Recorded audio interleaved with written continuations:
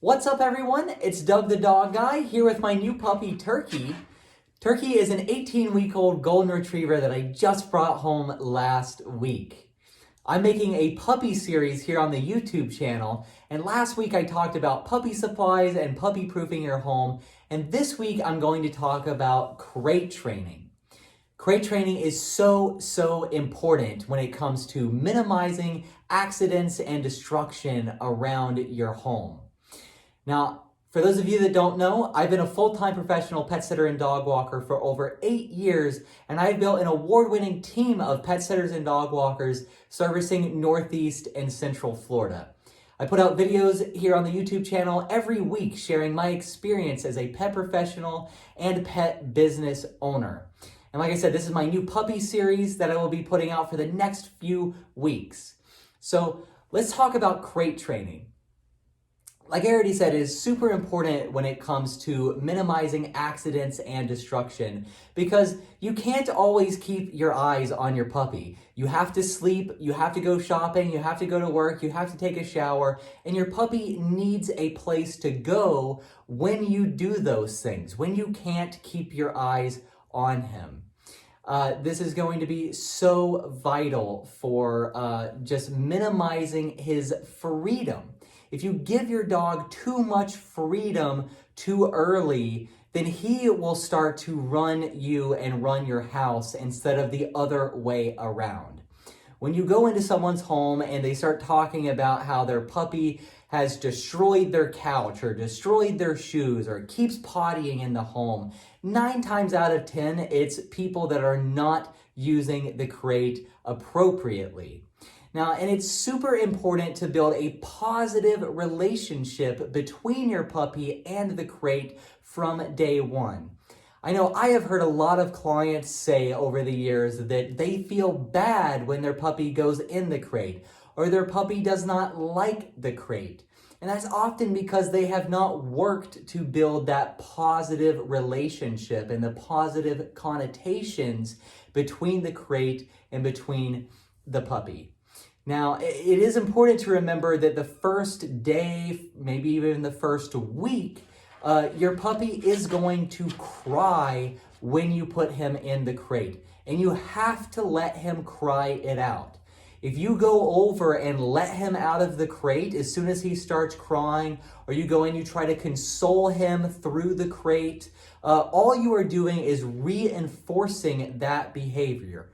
You have to completely ignore it.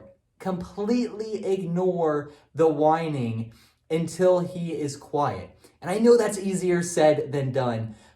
Turkey here kept me up until 3 a.m. for the first 3 or 4 nights, but now he's been home just 7 or 8 days and he is already sleeping all through the night in his crate and going into the crate on his own will without whining at all. It only took a few days. So stay vigilant and put in the work up front so that you'll save yourself the heartache down the line.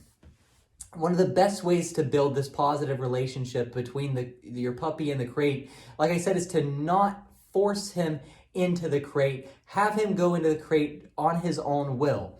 The best way to do that is to take a treat or a little piece of food, throw it into the back of the crate, and tell him to go home. He'll follow the food into the crate, then give him a command and have him sit and wait. Turkey, go home. Good boy. Sit. Good boy. Good job. And then you'll give him like a Kong full of peanut butter is a good thing. A puppy puzzle with the treats hidden. Or even just a couple of treats. Give him something to chew on maybe. Some kind of reward. Some kind of good thing that he's not going to destroy.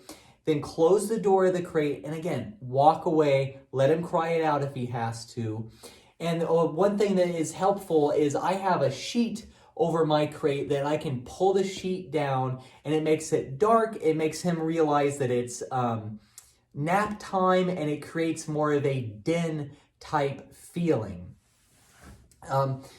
like I said, this is all for minimizing accidents and destruction, but it's also important to build a sense of independence within your dog, which is going to help limit separation anxiety down the line.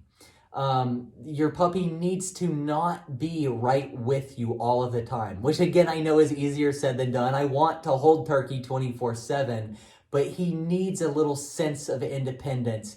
And having this crate is almost like having his special place. You know, it's his room, it's his place to go and only his.